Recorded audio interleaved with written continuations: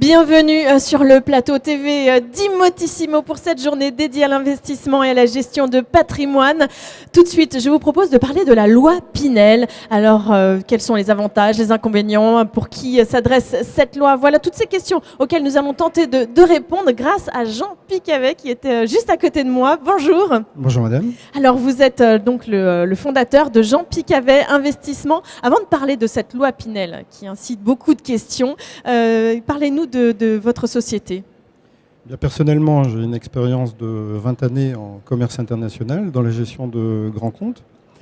J'ai, suite à cette expérience, intégré un groupe spécialisé en investissement dans lequel j'ai travaillé pendant 10 années avant de me rendre compte que la complexité croissante du montage des opérations, l'évolution des règles fiscales et du droit oui, qui sont sans cesse en fait. Voilà, m'ont amené à vouloir me spécialiser en gestion de patrimoine. J'ai donc suivi une formation à l'université de Clermont-Ferrand qui s'appelle l'OREP, qui est la référence en matière de gestion de patrimoine, et je suis expert en gestion de patrimoine, c'est-à-dire aujourd'hui je dispose des outils et des compétences pour être à même de mieux appréhender la situation d'un investisseur. Alors aujourd'hui on va parler de la loi Pinel, mais finalement vous connaissez toutes les lois, toutes les règles et vous êtes amené à faire des études, à étudier tous les dossiers, à analyser pour les investisseurs. Tout à fait. Alors la loi Pinel correspond à une volonté de l'État d'encourager la construction, alors comme ça a été le cas de dispositifs Ménierie, Cellier, Robien et d'autres. L'idée étant de faire en sorte qu'on puisse construire dans des bassins qui ont des demandes locatives importantes et donc une pénurie de logements. Dans le contexte de la loi Pinel, l'investisseur bénéficie d'un certain nombre d'incitations puisqu'il bénéficie entre autres d'une réduction d'impôt. Alors cette réduction d'impôt est de 18% de la valeur du bien sur les 9 premières années, 3% de la valeur du bien ensuite, donc au total 21% de l'investissement. Si bien que si on prend un exemple chiffré pour un investissement de 200 000 euros, l'investisseur va récupérer 42 000 euros d'impôt. Donc c'est un peu un effet de mode finalement la loi Pinel, alors qu'en fait il faudrait analyser plus concrètement son besoin avant de se lancer dans la loi Pinel. Vous parlez de donc votre société analyse tout ça. Alors bien sûr, il est important d'analyser le sujet. La loi Pinel donne quand même des contraintes, à savoir qu'il y a des contraintes d'éco-construction sur la réalisation du bien proprement dit. L'investisseur, lui, s'engage pour une durée de location minimum, qui est de 6 années, reconductible par bail de 3 années consécutives.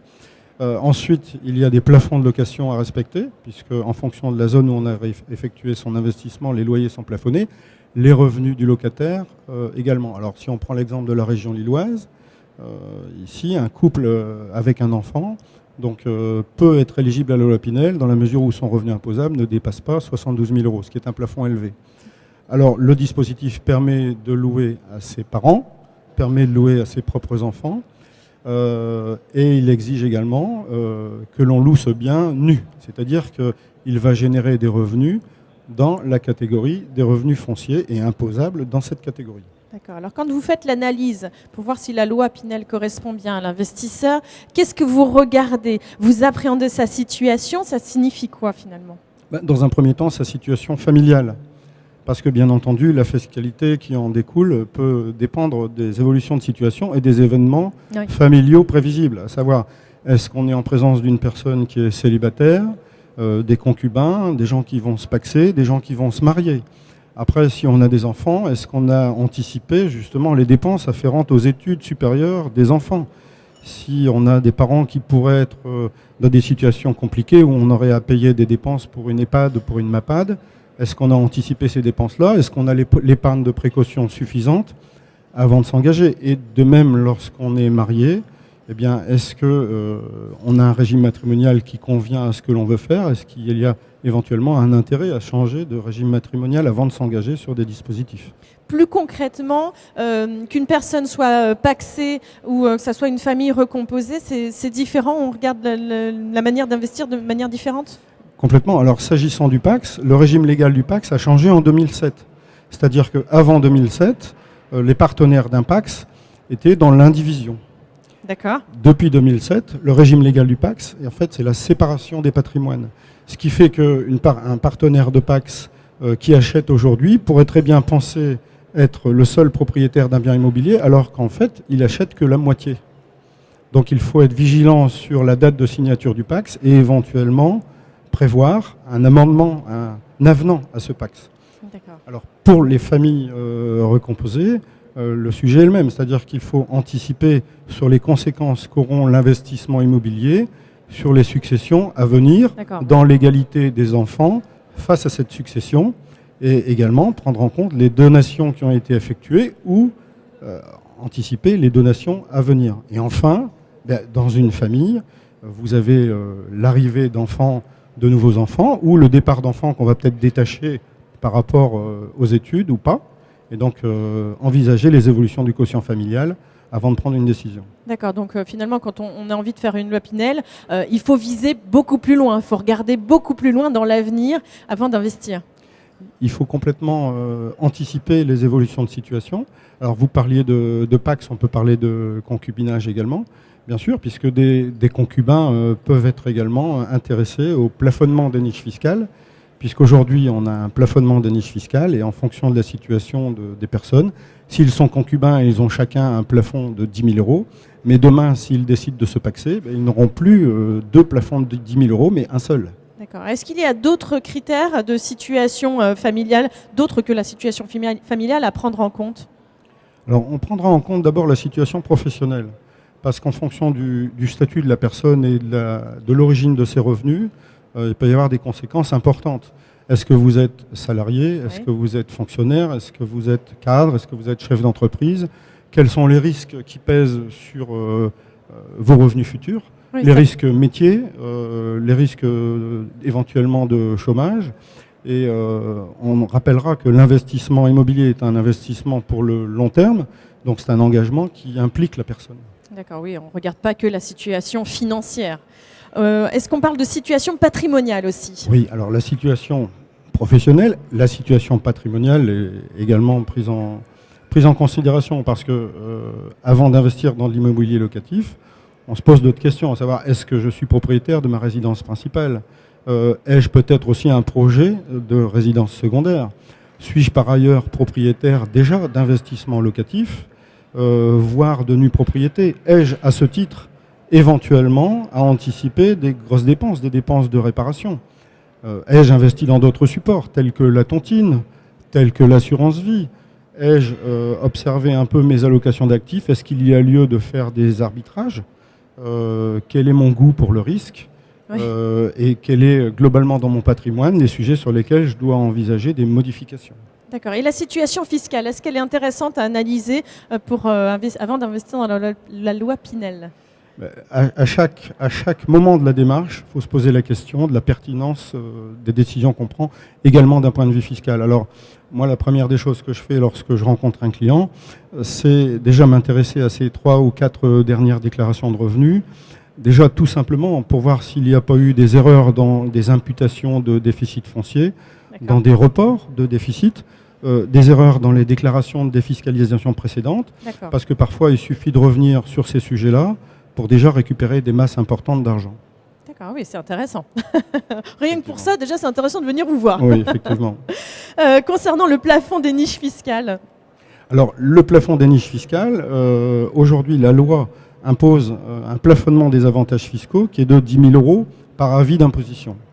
Alors, bien sûr, on a évoqué le cas des concubins, mais maintenant, qu'on soit concubin ou qu'on soit en couple, dans ce plafond, on va venir imputer l'ensemble des crédits ou réductions d'impôts dont vous êtes déjà bénéficiaire, notamment les crédits ou réductions d'impôts que vous avez sur des opérations antérieures ou liées à des dépenses, par exemple, pour l'entretien de la maison, donc des dépenses de personnel de maison, des dépenses d'isolation thermique du logement, etc.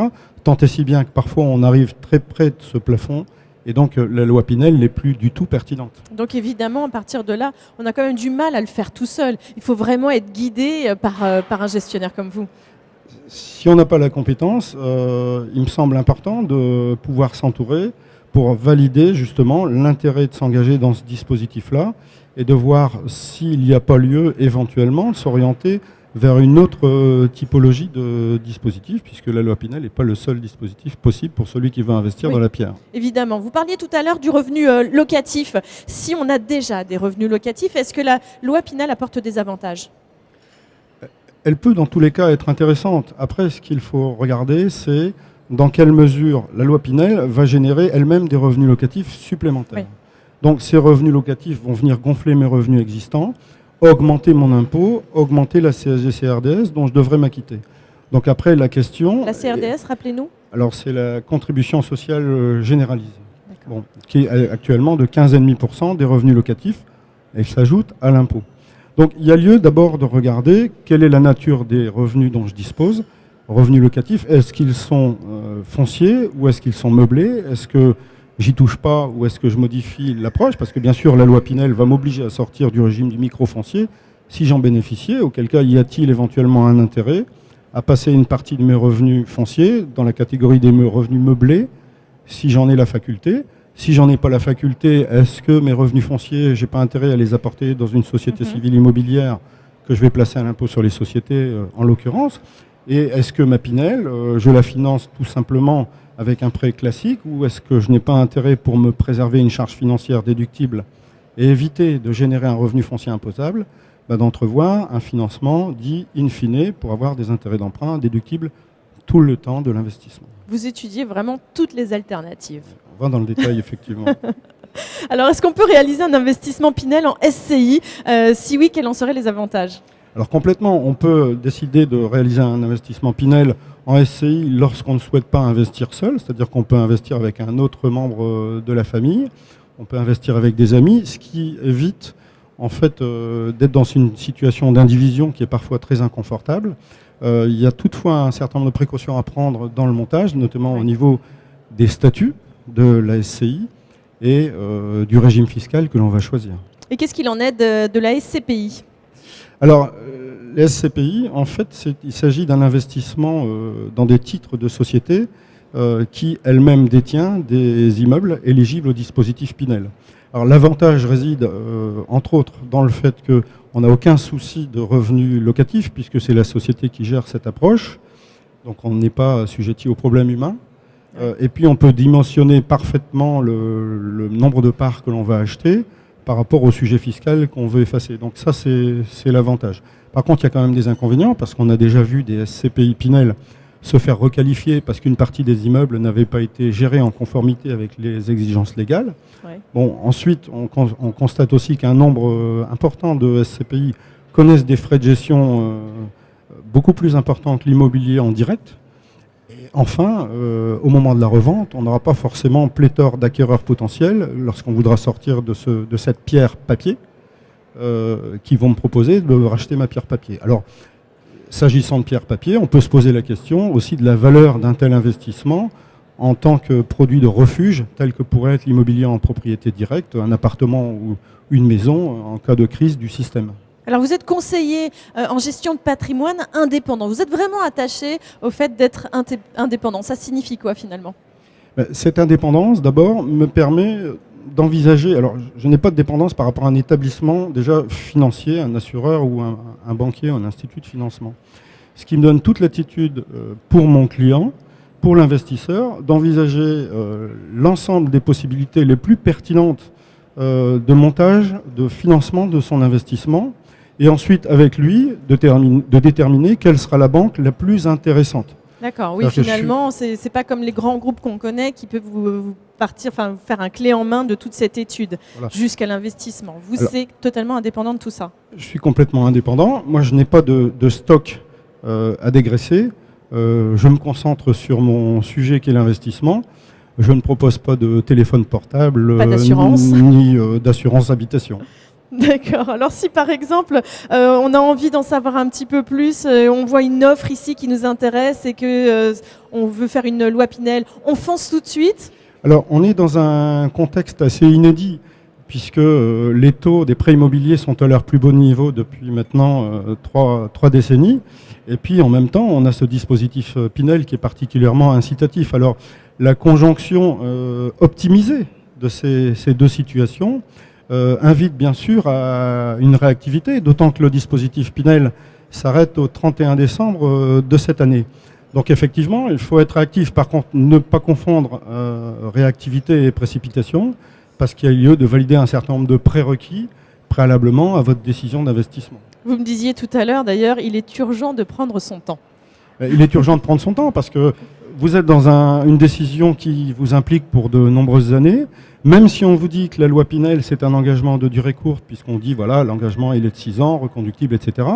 Je ne pense pas qu'on puisse, avec un investissement immobilier de court terme, laisser suffisamment de temps à la pierre pour prendre de la valeur. Et pour moi, la durée minimum, c'est 12 ans, voire peut-être 15 ans, d'autant que le locataire ne va pas forcément partir quand vous l'aurez décidé et libérer un bien qui serait vendable. Après, il y a lieu de mesurer votre appétence au risque, parce qu'il y a toujours une notion de risque. Alors ce risque s'exprime pendant la durée de la construction, parce qu'on peut avoir des soucis pendant la construction d'un bien immobilier. Ouais. On peut avoir un souci pendant l'exploitation, c'est-à-dire la mise en location, avec des loyers impayés. Est-ce que j'ai anticipé le fait que le locataire pourrait ne pas me payer le loyer, ou il pourrait avoir une situation où il y a une absence de locataire, si la demande est plus si vigoureuse qu'aujourd'hui dans quelques années. Donc, est-ce que j'ai une trésorerie de précaution qui me permet d'affronter ces situations difficiles? Et puis, le risque aussi, c'est de revendre peut-être le bien moins cher que ce qu'il m'a coûté, si j'ai une contrainte trop forte et que je suis obligé de revendre ce bien. En tout cas, vous êtes un véritable expert. Merci d'être venu ici pour nous parler de la loi Pinel, parce que maintenant, on en sait beaucoup plus. Merci infiniment. Si on a envie d'étudier et d'analyser notre situation avant de se lancer dans une loi Pinel ou un autre investissement patrimonial, on vient vous voir ici sur le salon? Avec grand plaisir, ici sur le salon, stand H28 ou à mon cabinet qui est situé à Croix dans le Nord. D'accord, merci infiniment. Et dans un instant, moi je vais retrouver Le Cube qui va nous parler de l'investissement dans l'EHPAD. À tout de suite.